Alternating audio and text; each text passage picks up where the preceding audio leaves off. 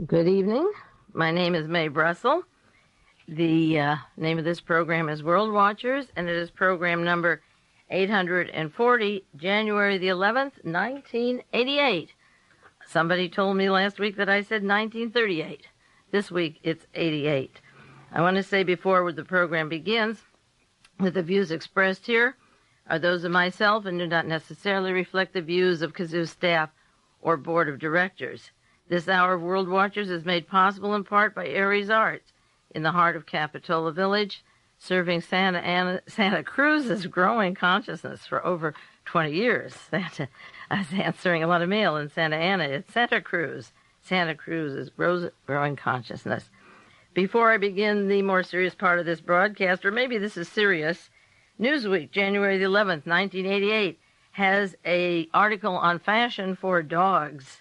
It is called Let Us Pray for the Animals, and there are costumes for these dogs. One is called Piety, and there's a picture of a dog wearing a yarmulke, embroidered the Jewish prayer cap, and the article says that 500 embroidered yarmulkes with elastic chin straps were sold for these dogs. It didn't say if all the dogs were Jewish, but the yarmulkes were sold, and maybe there's some Gentile dogs wearing the yarmulke and fooling the Jewish dogs. People's Daily World had an article January the 6th regarding the very secret Vanunu trial in Israel, where he's been charged with giving out information about Israelis' atomic bombs and also neutron bomb. And a woman from Connecticut or New England, Judy Zimmett, who is evidently close to the Vanunu family. I have corresponded with her, but outside of one tape on the neutron bomb and Cameroon, I don't believe she was interested in any more material on this. She did testify at the closed-door trial that Mordecai Vanunu was kidnapped from England, and then he was injected in Rome, and this was with the help of the Central Intelligence Agency. The woman who got him as far as Rome, where he was injected and picked up by the Mossad, is from the United States and evidently is a CIA person.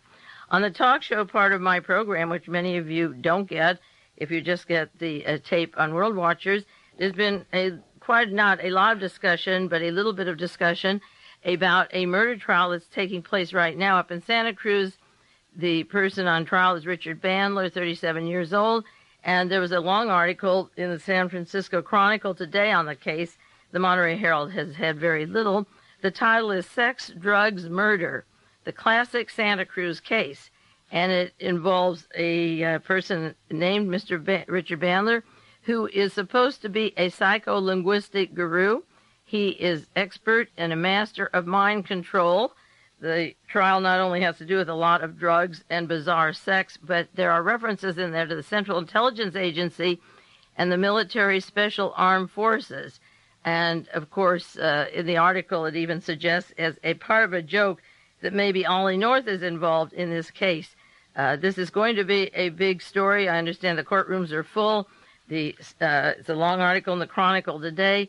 A woman named Corinne Christensen was murdered, and a friend of both of the two, the one that's being charged with the murder and the woman who was murdered, claims that Mr. Bandler did the murder and that he threw the gun into the river in Santa Cruz, the bay there. It was retrieved, and the best friend of the two people it will be the primary witness. And it seems like a pretty clear-cut case, except there's a lot of national attention now. And the gist of this one article today said that part of the testimony of Mr. Marino suggested that he was afraid to testify and that he thought Bandler or the Central Intelligence Agency wanted him dead. So the CIA is coming into the trial. What appears as a simple murder case may have a lot more political implications than we know of right now. Now, last week I was talking about a corporation called MEREX, an arms depot international arms company that is linked to Ollie North and General John Singlaub and the secret team in the White House of Secord and Hakim, the people who emanated out of Stanford Technology Training Group in the Pentagon and the intelligence community.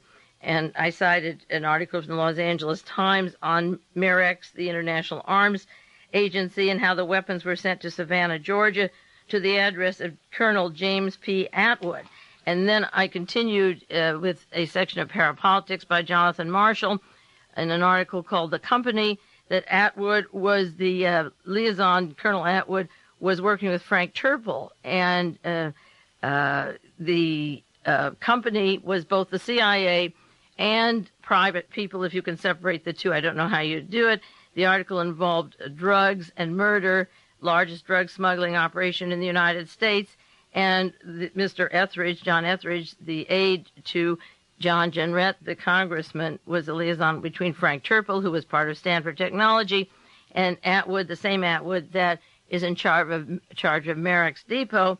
And then I continued last week, just to review for you, Colonia Dignidad, the colony in Chile that I've been talking about since 1979 on the air, and the money that came into Colonia Dignidad from Gerhard Mertens, the German munitions maker, who's the owner of this same company, MEREX, and the links to Chile, to the fascism in the government of Pinochet, torture, and then this company and MEREX has a route that goes a little farther, and tonight I'm going to take you to Iran with that and a few bits about Gerhard Mertens and Colonia Dignidad, because George Bush's name is in the news this week, every headline story, and it will continue. What did he know about the arms deals? He has been caught lying, and George Bush, of course, I've referred to as Killer Bush through the years because of his role as CIA director when Orlando Letelier and Ronnie Moffat were killed, and Air Cuba was blown up, and a lot of other murders of important people. And George Bush worked with those persons that were part of Colonia Dignidad, and yet none of those scandals ever touched him. And maybe in time these pieces will become more open because of the drug running, the assassinations, and the fascism that weave around George Bush and have for many, many years. Now, somebody from Germany who was at my home, she came to see me, wrote an article for a German publication about Colonia Dignidad, and I had compared it to Jonestown, and she was particularly interested in that. And I want to share just parts of her article from Germany with you this evening. She wrote, the German settlement in Chile, Colonia Dignidad, which according to the United Nations reports, works for the Chilean intelligence service as a torture camp, has obtained a new source of income. At the end of 1980, the Chilean government granted Colonia Dignidad the permission to mine titanium, and that's an important mineral that has been suggested or linked also with the Atwood, Frank Turple connections, Jenrette connections in the United States. The Colonia was allowed to start mining that. This is a metal which is being used in the war industry and which is in great demand in the world market. Mining of titanium requires substantial financing, and for that purpose, connections to German arms dealers have been established. For about 1 year, in the District Court of Bonn, Germany, an extraordinary performance has been taking place. In the courtroom 205 are embraced the arms dealer Gerhard Mertens, the fellow who funds Colonia, with brotherly affection for his friend, Hans Jürgen Blank. He kissed him on both cheeks. Mr. Blank has just arrived from Chile. He's one of the directors of the German settlement Colonia Dignidad, which for 4 years he's been fighting against the information coming out by the United Nations and Amnesty International telling about the tortures down at Colonia. The German arms dealer Merton joined him in the fight to stop the information from coming out. Since his visit of the military dictatorship in Chile, with several frequent visits to the German colony, he said the Chilean conditions for Dignidad Group involves industriousness and know-how. They have built a paradise. Mertens is unknown, this author said, in the Federal Republic of Germany. He appeared in court earlier in 1975 because of his involvement in illegal arms dealings. He had sent arms to Pakistan and India when they were at war with each other, which is against the law, German law. However, he was acquitted because he works for the BND, which is the German CIA. In 1963-64, and this is important because Martin Bormann was down at Colonia Dignidad and has been linked to the murder of John Kennedy in November of 63, the article goes in 63-64, when the arms dealings were taking place, the BND was under the direction of former Nazi General Reinhard Gehlen. And since that time, Mertens has had connections with the German intelligence service. And, of course, I've written about the Nazi connections to the murder of John Kennedy. and the Galen connections to that matter. And then it goes on to say, for his Chilean paradise, he seems to be the public relations agent. He founded a friendship circle for Colonia Dignidad, and he intends to register it as a nonprofit organization. It involves right-wing journalist Gerhard Lowenthal in Germany on the German TV, and Mertens propagates the idea of Colonia being a paradise. And then the article goes on with the history of Colonia, which I've shared with you on the air before, and I'll do more details of the torture. I've done some of it, but Jack Anderson has very descriptive phrases that I'll share in not maybe next week or the week after. But I just want to finish part of this short article. And it said Gerhard Mertens, the weapons dealer, has a wonderful opinion of Pinochet in Chile. He also has good connections to the former DINA boss, Manuel Contreras, and that's the connection to Mr. Strauss in Bavaria and to the murder of Letelier and Moffat and to George Bush's CIA role, Manuel Contreras, and with Vernon Walters, who was in the CIA, who's now head of the United States Embassy representing us at the United Nations. And it says that Mertens worked closely with Manuel Contreras. In the winter of 1975-76, Contreras traveled under a false name to Germany. 2 days later, he flew with his friend Mertens to Iran. George Bush was CIA director in this time period from January 1976 to 77, when Contreras, who had contact with America, with the Central Intelligence Agency, with these hit teams that were to kill 2 people, blow them up in Washington, and he was flying with Mertens, who a big funder of Colonia Dignidad, the torture base, and Michael Townley came out of Colonia and was part of the group that hired the people that killed Letelier. He was in the CIA and worked for Dean at the same time. So now we have these lovely creatures over in Iran, a base where Richard Helms and Frank Turple and Edwin Wilson and Theodore Shackley and Richard Secord and Albert Hakim all nested comfortably in Iran around these time periods. And then he concludes this article saying, on this occasion, he learned all about Contreras, Mertens did, for against him, the U.S. authorities have issued an arrest warrant for the assassination of Orlando Letelier, the former Secretary of State of the Allende government in Washington, D.C. And this is part of an article that was sent to me, written for German publication. It was sent to me in 1981, Gerhard Mertens. I'll do more on Colonia in the next weeks to come, but I do want to spend the greater part of this evening, and I have a tendency to put things off, but some other news just simply presses, and I have to slip it in and then get back to, and I will be going back to Colonia and to the occult, what's going on in the news with the occult and the murders currently that are taking place in the history. I've gotten some good articles from segments of books, and I want to thank you for sending them, and we'll be getting back to Michael Aquino and the occult and the services in Himmler's Castle, because all of this leads to that place. It isn't separate from it. But the man in the news this week is, of course, George Bush, and a person working very hard to explain how Bush was in on early shipments of arms to Iran, that it isn't fair to limit this to 1985 or 86, that this was going on just prior to or right after Ronald Reagan was elected, and massive amount of shipments were going, and Barbara Honegger got out a stack of material this week for press people for Washington, D.C. on the role of George Bush, and it certainly is timely, and I don't think that is going to go away very soon. Now, the news reports tell those memos that George Bush knew about arms to Iran. He certainly did, and he also knew about the trip of McFarlane and Oliver North to Iran, and he suggested they wait until he comes back from Saudi Arabia. And Saudi Arabia is very big in the news, and it fits in to and not separate from George Bush and the Colonia Dignidad mentality of Contreras. After Bush got home from Saudi Arabia, then he met in his office Mr. Felix Rodriguez, a gentleman who wears Che Guevara's armband, who assisted KLAUS BARBIE in killing Che Guevara. Bush has met him at least 2 times while Vice President of the United States, while all these shipments of arms were going to Iran and down to the Contras. He was meeting, when he came home from Saudi Arabia, then he was meeting with Felix Rodriguez, and that takes you right back to Colonia Dignidad, to KLAUS BARBIE, and the crowd down there and there's more connections to come. I don't want to confuse you with too many names or dates, but Bush's advisor, Donald Gregg, was meeting with Mr. Gomez-Rodriguez. He has two names. August the 8th, 1986. In October the 5th, Hasenfuss landed in Nicaragua and mentioned Mr. Gomez-Rodriguez almost immediately mentioned the name. Hasenfuss mentioned that name, and the story went right to George Bush's office right from that point. Now, I'm going to, if I have time, go through some of the news stories that are giving little pieces of George Bush's activities in between the lines if you read them carefully.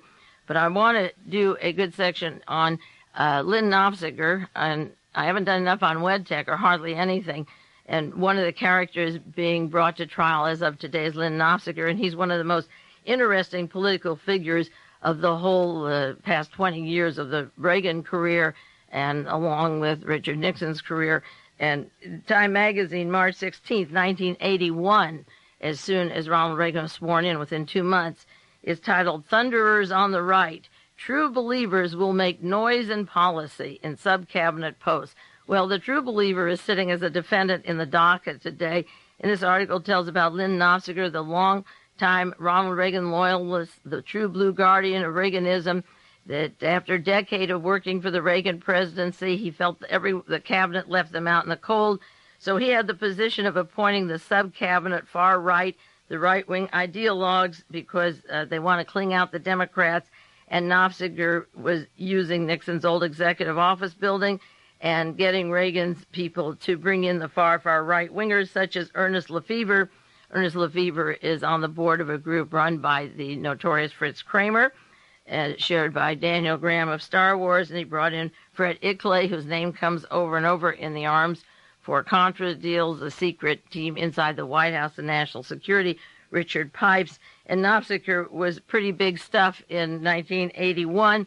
He went right into Washington and was going to clean out all of those leftists and bring in people, the far right, as easily as he could.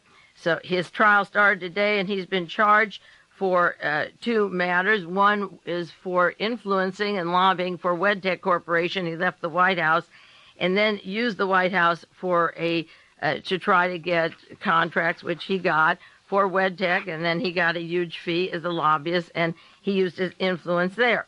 Another important part of the Nofziger trial is that he's accused of using illegal contacts as soon as he left the White House with Mr. Jenkins.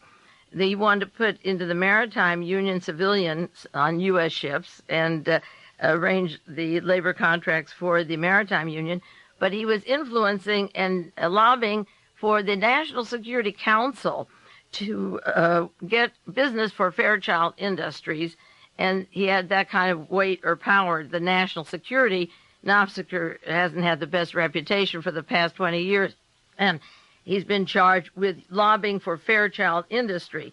Now, Fairchild Industry was run for, I don't know if it still is, he's still there, I believe, as vice president of Fairchild is Emanuel Sinakis, F-T-H-E-N-A-K-I-S, Emanuel Sinakis. Vice president of Fairchild. He came originally from ITT and Philco Ford Aerospace, and that Transcomputer International, a TCI corporation that I talk about so often. Sinakis of Fairchild ran this TCI, and their subsidiary was International Imaging, which Albert Hakim bought when he came home from Iran and put General Secord on that with Thomas Kleins and Theodore Shackley, the entire cast of the Iran-Contra operations out of International Imaging. And on the board of TCI, and I've mentioned this before, is Otto von Bolschwing, and they list him as a former CIA operative from 1947 to 54, and a former SS intelligence officer World War II.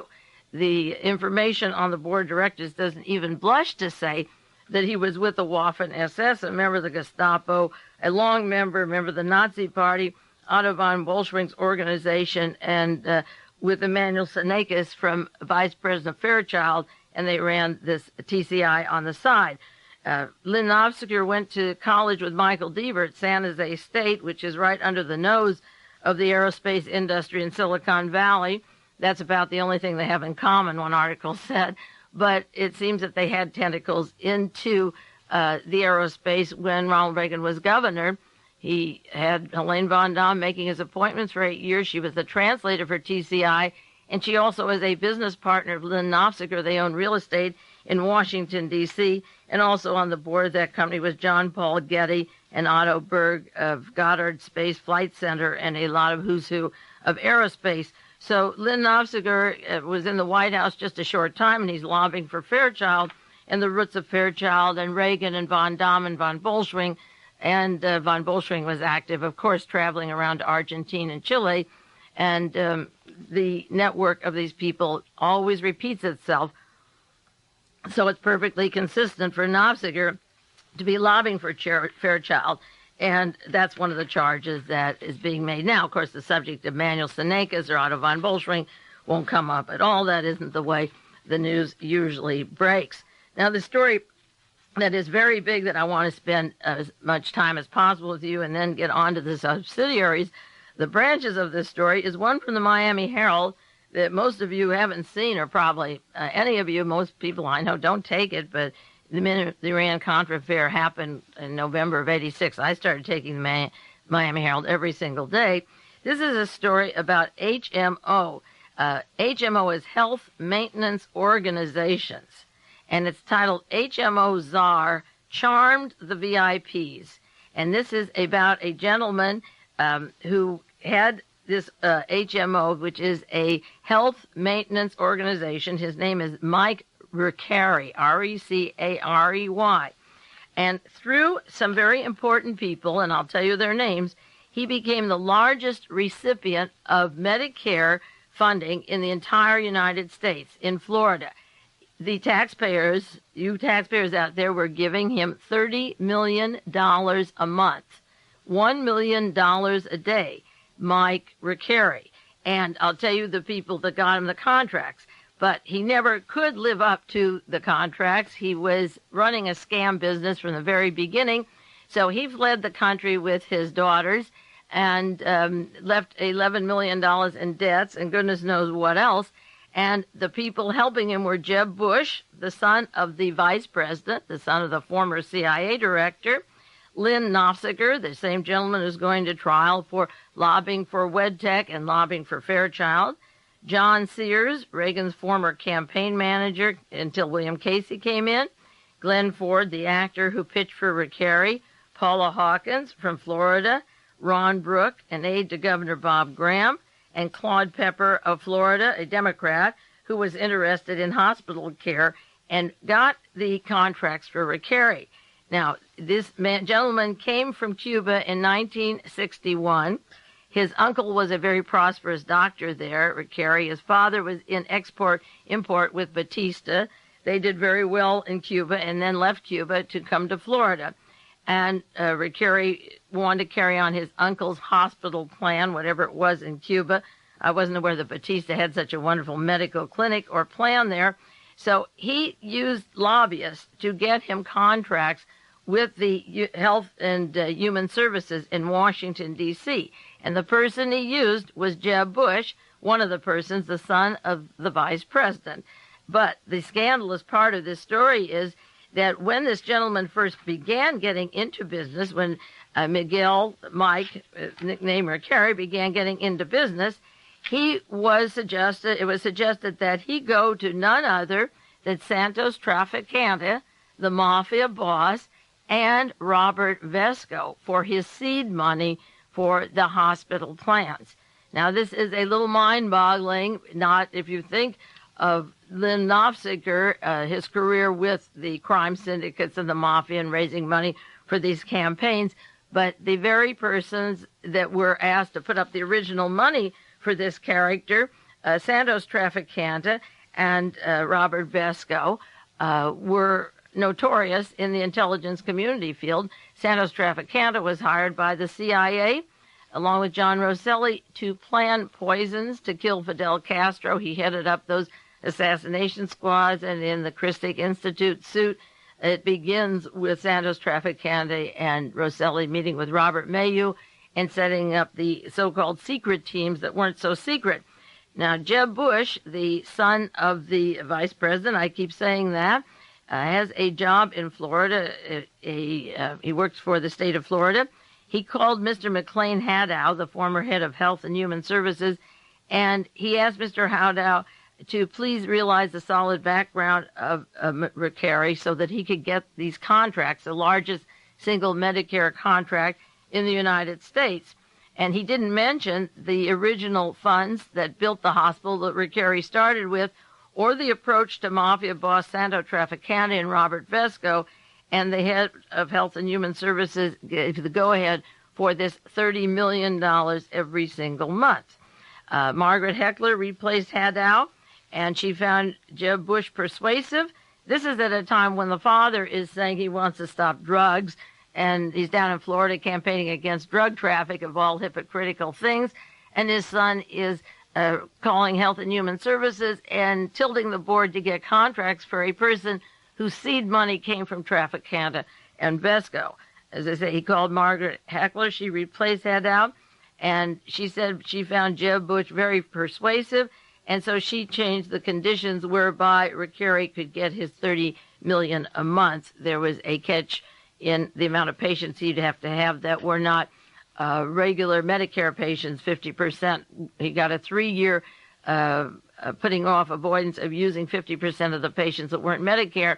And by having them all Medicare, he got a hunk of money, all this profit, that he began to get $1 million home and expensive cars. And then Jeb Bush called Kevin Molay, a top official in Health and Human Services.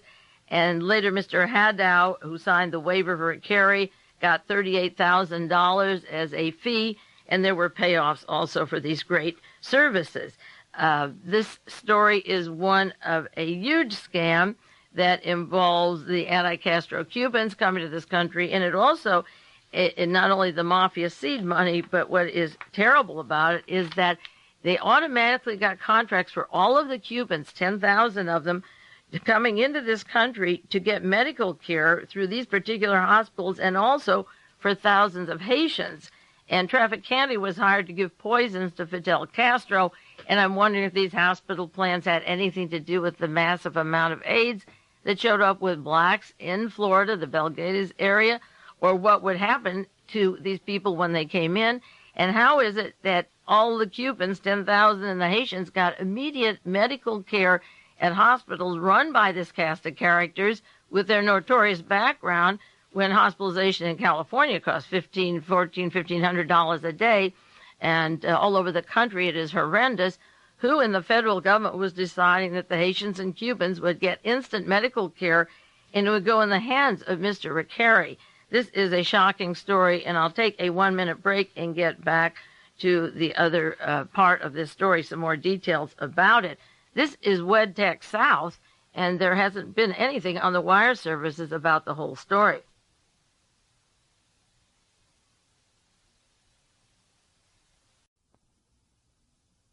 Now I'll continue with the second half of World Watchers. This is Mae Brussell. It's program 840.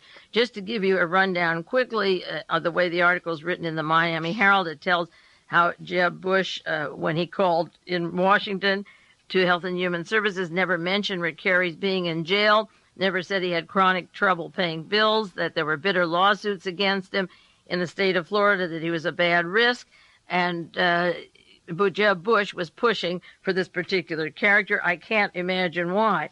The article says Recarey was indicted on charges of bribery, wiretapping, and he quickly got passports for 2 preschool children, disappeared, left the scandal behind, and 3 people from his organization have been indicted and are facing charges. While he disappeared, he left 3 associates who were convicted of bribery.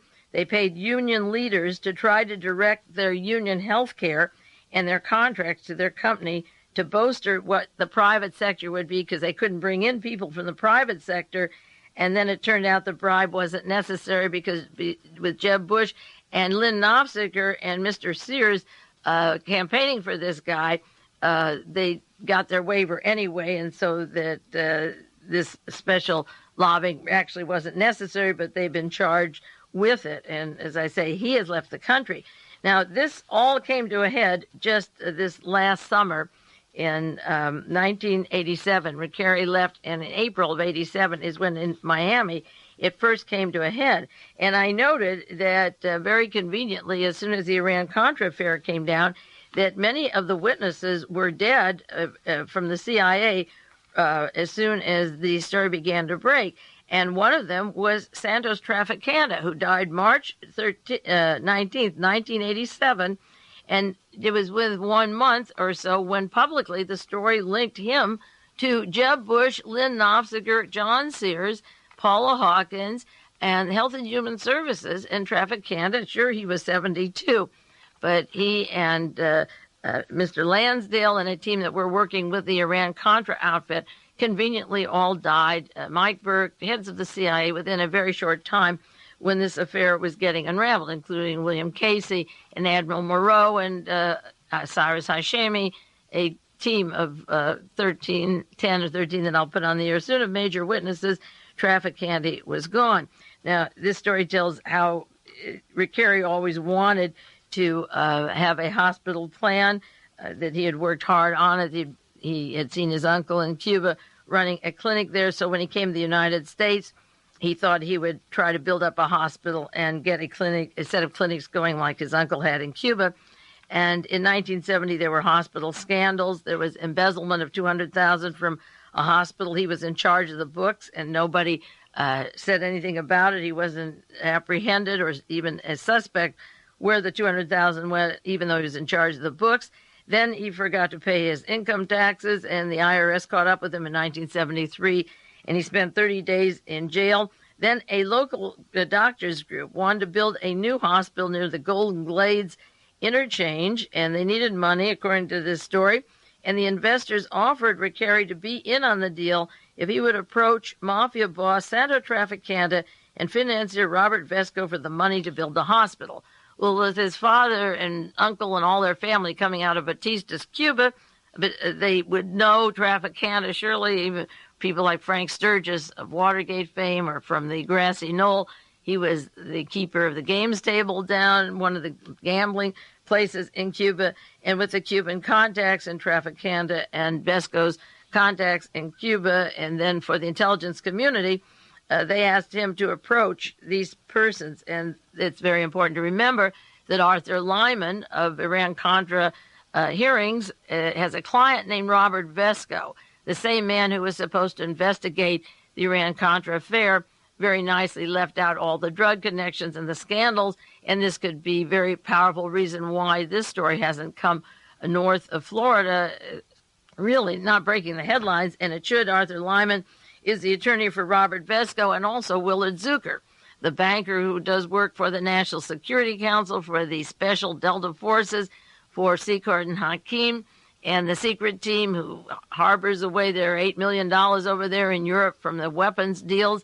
Willard Zucker is also a partner attorney representing Robert Vesco. So Vesco's name appears now in this article and in this story, along with the notorious Lynn Nofziger, the lobbyist. Now, the paper in Miami had a chart, who gains and who loses, and they have a picture of the cast of characters, and it tells about Lynn Nofziger, who was lobbying for this hospital plan to go through, and he got $400,000 for that. And being as he's the man who moved in the White House to redo the whole sub-cabinet, along with Helene von Damm from TCI and from California, to make over the far-right underbelly of the entire Reagan administration in key positions, that's pretty heavy-duty stuff for a man down in Florida to be able to get Lynn Nofziger, paying him $400,000, and then he got John Sears, who was the Reagan campaign manager until William Casey came in for the hard-knuckle fighting and the stealing of Jimmy Carter's papers and the sabotaging of the Iran hostage rescue, and all the shenanigans. John Sears is a lobbyist in Washington to get the president's campaign manager and Nofziger, the advisor to the president for the past 20 years. Sears got $300,000 and Nofziger got $400,000.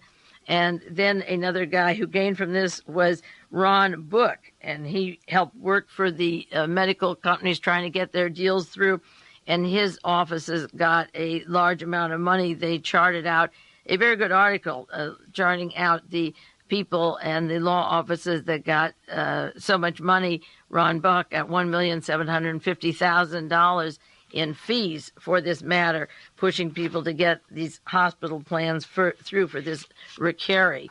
And that must really be some character. I wonder when he'll surface, or if he ever will, or he'll join the floating circus of Frank Turple and Robert Vesco and Mr. Mike Rickeri. So Rickeri started his first hospital. He got control. It's called International Hospital. He only put $4,000 in. That's pretty good. He put $4,000 to start a hospital and ends up with $30 million a month from the federal government. Then he was involved with another lawsuit. Investors, some sided with him. It was an angry lawsuit, and they accused him of cheating and lying and lining his own pockets with company medicine. We talk about privatizing the medical community, and Mike Rickeri got a $50,000 loan, interest-free loan from the hospital, and he built a condo for himself. He put $2,000 in his own condo, and he sold it for $500,000. By 1970, he had a small empire, and according to the story, the empire was hollow. The hospital was losing money. He didn't pay the medical supplies. There were complaints about their bad image, so he decided to form health clinics like his uncle had. He had one company called Health Maintenance Organizations, HMO. And then there was another company, International Medical Centers, and it was heavily in debt to Rickeri, so they merged. In HMO, the Health Maintenance Organization took over International Medical Centers. Then he got politicians to pay him to bring in the Cuban refugees. So he got $1 million a year when Castro released the prisoners. 10,000 families were automatically enrolled with health plans in Florida. I don't know how many of you are aware of that, how they got this health care. And no one else in the United States automatically gets that kind of health care, the farm workers and people working in factories. And you imagine coming in from Cuba and going to the hospitals run by Mike Rickeri with seed money coming from the likes of Traficante or Vesco, and then with Nofziger and Sears and Jeb Bush doing the pushing so that he could pull in $1 million a day from the federal government, and goodness knows how much he took with him. So he had these contracts, refugee contracts, for the Haitians. Now, I didn't know the Haitians and the Cubans were worth so much money, and he built up an empire on these refugees' medical plans. They must have been the best medicated or the best experimented. And what I'm worrying about is the experimentation of AIDS and how you can use a private hospital to give it or test it or spread it and then blame the Cubans or the Haitians, and goodness knows what went on. How do you ever investigate or go back into those hospital plans and see what went on at the time? A state investigation began, and as I say, Ron Book, a key aide to Governor Graham, spoke in favor of Rickeri's company. Somebody else who lobbied for him was Maria Elena Torreno from Jimmy Carter's administration, and Representative Claude Pepper, who was always interested in health and didn't know that we'd ever have a health plan in this country. And he has an aide, Jim Brennan, who was in Cuba.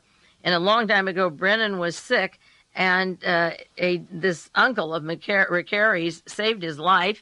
And so he said, yes, they're a great family. We'll get all this money for them. And so Claude Pepper, the Democrat, went along with that without questioning, or how do we know we didn't question? He comes right out of the area of Traficante and John Rosselli and the CIA and the anti-Castro Cubans. So he's very good on issues of the aging and getting money for the aged, but I'm sure he can't look the other way where the seed money comes and how it's spent down there for different kinds of purposes. Rickeri named a wing of the International Hospital after Claude Pepper's wife, and then Jeb Bush became a person working for him, and he works for the state of Florida and began to make phone calls that were key phone calls.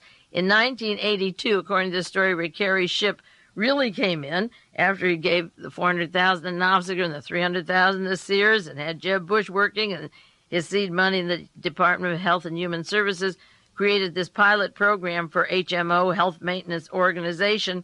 And each month the government would pay him 90% of the average Medicare payment, regardless of the patient's health. They didn't even have to be sick or didn't have to be critical. Whatever patients came through, the federal government was giving him a contract worth $24 million a year at that time. And by late 1986, he was worrying because the conditions were that 50% of the patients had to come from the outside, and he couldn't attract private businesses. So he was eyeing the big crowd in Florida, the elderly in Palm Beach, Tampa, and Broward. And he used political lobbyists and got exempt from the rule of having private people come in so that he could get all of his Medicare money. And the phone calls worked, and everything was going in his favor. Jeb Bush was quite prominent, as I say, along with these other biggies. And the health department went along with him. Now, once he got what he wanted, there was a fellow in the Health and Human Services in Washington named Juan Del Real. He was the government's top lawyer, and he quit his job. He was making $70,000 in Washington, and he started working for Rick and got $325,000 right away. And as I say, Mr. Haddow, who signed the waiver for him so that he could have all Medicare, not 50% outside, he got a $38,000 fee. And so this character ends up, and I keep emphasizing it, I'm in a state of shock, $30 million a month, $1 million a day. And Glenn Ford, the actor, was used to make TV commercials offering free eyeglasses to members, the IMC members, if they came in. And enrollment shot up, and all of a sudden, he had the second largest Hispanic-owned business in the nation.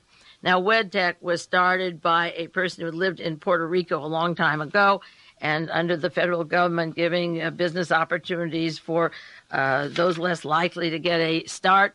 WEDTECH went off the ground, and the Puerto Rican background had very little to do with the profits, the scandals, the scams, the huge money investments, and the blind trust that Edwin Meese is involved in. And I'll do more about Meese and WEDTECH probably next week. So this Rickeri lived it up, and when a member of the Congress, Democrat Dan Mica, wanted to investigate it, he was told, get off the backs. Well, these people, a member of Congress, told him, get off the backs. He had a tiger by the tail, and then his life was threatened. One doctor threatened to fit Mica with concrete boots, and, of course, John Rosselli was cut up and put in a drum off the bay out there, and his life was threatened. And he was told also, along with other persons, don't bother Rickeri, he's too powerful. And at the height of his power, and Congress unable to do anything, and death threats going, he skipped the country and went on his merry way. One interesting fact about Robert Vesco, a person approached for these operations, and of course his name runs all through the Watergate and the Howard Hughes story and Americana. He's so much part of the Americana scene. Vesco was very close to Francesco Franco when he was running his investment overseas operation. That was taken over by Willard Zucker, the banker for the National Security Council. And he had very close arrangements with Franco. And, of course, out of Madrid came the offices with Franco and the CIA in Madrid, Otto Skorzeny and the team that worked down in Chile at Colonia Dignidad and with Augusto Pinochet. And Vesco was helping at one time to overthrow the island of Dominica to make a Nazi stronghold. You remember members of the Klan and the Nazi, and they had armbands and swastikas, and they were going to take the island and make it the first Nazi island in the Caribbean, Robert Vesco. So this is a person working with Trafficante, and the connection of the vice president's son to all of this. You say, well, is the father responsible for what the son does? But no, the lobbyist that worked along with the son for this Rickeri happens to be the one who was redesigning all the sub-cabinet positions in the White House. And George Bush, being the vice president, certainly should be knowledgeable about some of those people. If something happened to Reagan, he would be taking over as president. And there is Nofziger right in the White House and close to them, and Mr. Sears, the campaign manager for Reagan, and they're pushing for this character down in Florida who had these tremendous profits. And again, it's very dangerous to consider the possibility of what could go on in those hospitals. Now, I'll try to get on to some of the George Bush stories today. I just want to remind people that, and I opened up by saying George Bush was flying to Saudi Arabia and meeting there, and then telling McFarlane and North, wait, don't go to Iran till I come home from Saudi Arabia. And he's very close to Saudi Arabia. Ollie North got a medal in the National Security Special Commendation with General Secord, sending the AWACS to Saudi Arabia. and Albert Hakim and Secord, particularly Secord, they've both been close to Saudi Arabia and North. And at the time of the Iran-Contra, the head of Saudi Arabia was in the White House, photographed with Ronald Reagan, and he was slipping something like $40 million or million a week over to the Contras, making our foreign policy, for which we will have to be indebted someday, pouring money into Central America. Now, there were several articles on Saudi Arabia this past week that I thought were quite shocking, considering the proximity of the White House and the National Security Council and the Vice President and the President. One of them was the New York Times, December 28, 1987. Saudi king accuses Iran of hampering the fight with Israel. And the article goes on to say that the king of Saudi Arabia is angry at Khomeini and Iran for imposing ideologies on Muslim nations, that it is a detriment to their Arab campaign against Israel, that we are going to liberate Holy Jerusalem and Arab Islamic land in the Palestine controlled by Zionist colonialism, King Fahd said. And he met with the heads of Bahrain, Kuwait, Oman, Qatar, United Arab Emirates, and they all signed up together, and they said to Khomeini, come on, get with us. You're wasting too much time. We have to get rid of Israel. Now, there's a lot of attention of Israel on the left bank and Gaza Strip, fighting to defend themselves against the uprising there, and that's another horrendous story. We can do more about this later. But I haven't heard a word about Saudis declaring war against Israel, which is inevitable. But I did read that Mubarak was in Saudi Arabia, and there's a love affair between the head of Egypt, and of course that Camp David Accord was not worth the piece of paper was written on. That was a meeting place that gave a chance for the secret team, a group called EATSCO with Secord and Edwin Wilson and Thomas Klein's in that group to make another many, many millions off of arms shipments that were supposed to go to Egypt because of the Camp David that were going to the PLO. And the secret team, just as they did in Iran-Contra, were making money off the Camp David Accord, and for all purposes now that's being thrown down the drain. There was another article, Washington Post, December 28th, a coverage of the same meeting in the Middle East. This is the way it reads. Saudi asked Iran to join the fight against Israel. The other one says they're hampering the fight. And they said they have a regional reason that Israel will be the brunt of their war.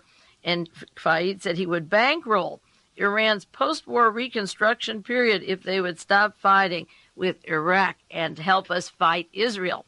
So they're getting ready to declare war on Israel. It's right there in the papers, and no commentary on the news. This has been a week now, not a word about it, and nobody seems to be shocked. Another story, I don't know whether it's sad or funny, and I think it has to do with secret money and secret deals, was the trip that Edwin Meese made to Paris January the 1st, just the last week or 10 days ago.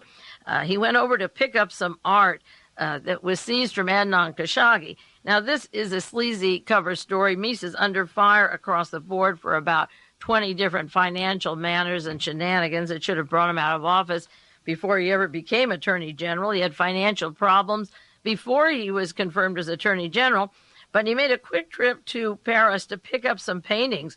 One article from the San Jose Mercury, January 1st, said, Attorney General made a trip to Paris, France. He wasn't home for New Year's Eve, but on a very important White House business. He went to the United States Embassy and picked up more valuable paintings that were seized by the French police from Adnan Khashoggi. The Philippine government said the pictures were stolen from them, from President and Mrs. Marcos took them and spirited them to Khashoggi for safekeeping. And now Meese was going over to Paris. They wouldn't say which artist had painted them. Some were Degas paintings. A lawsuit was filed in the Philippines for the paintings, saying they belonged to the presidential palace in the Metropolitan Museum of Manila. Now, Sotheby art dealers have a way of sending artworks all around the world and insuring them, and paintings of this caliber that are in the embassy could be picked up and shipped. But I think Edwin Meese was on some very important business in Paris, and I'll bet you it isn't very far apart from the business of Mr. Inouye, Senator Inouye, making an arrangement for an $8 million school in Paris for children from South Africa, Jewish children.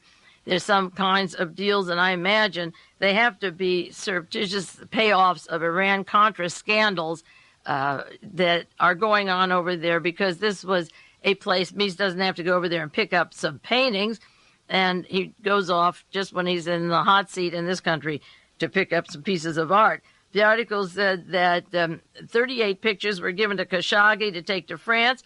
Khashoggi said he bought them. The sale was a subterfuge. He was acting as an agent for Marcos. The United States government said none of Marcos' things could be sold outside the country. There were 38 altogether.